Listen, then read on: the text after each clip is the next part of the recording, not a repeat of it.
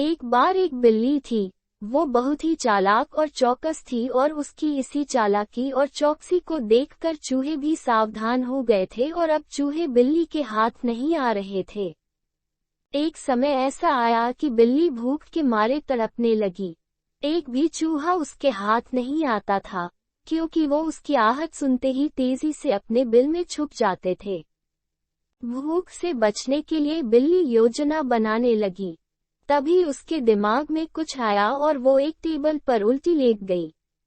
उसने सभी चूहों को यह सोचने पर मजबूर कर दिया कि वो मर चुकी है। सारे चूहे बिल्ली को ऐसे लेटा हुआ अपने बिल से ही देख रहे थे।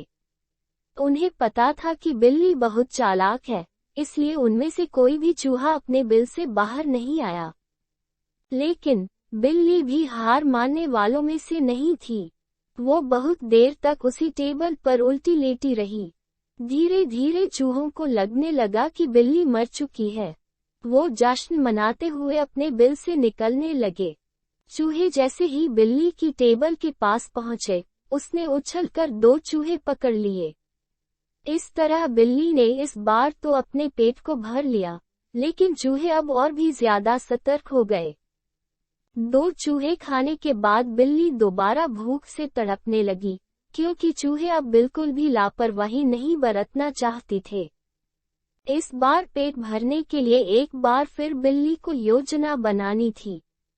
लेकिन इस बार छोटी योजना काम नहीं आने वाली थी। इसलिए बिल्ली ने अब खुद को पूरे आटे से ढक लिया। चूहों ने सोचा कि वह आटा है और उसे खाने के लिए आ गए। लेकिन एक बूढ़े चूहे ने उन्हें रोक दिया। उसने ध्यान से आटा देखा तो उसे उसमें बिल्ली का आकार दिखने लगा। तभी बूढ़े चूहे ने हल्ला मचाना शुरू किया। उसने कहा, सब अपने बिल में चले जाओ, यहाँ आटे में बिल्ली छुपी है। बूढ़े चूहे की बात सुनकर सारे चूहे अपने बिल में चले गए। जब बहुत देर तक एक भी चूहा बिल्ली के पास नहीं पहुंचा, तब बिल्ली थकने की वजह से उठ गई। इस तरह बूढ़े चूहे ने अपने अनुभव से सारे चूहों की जान बचा ली।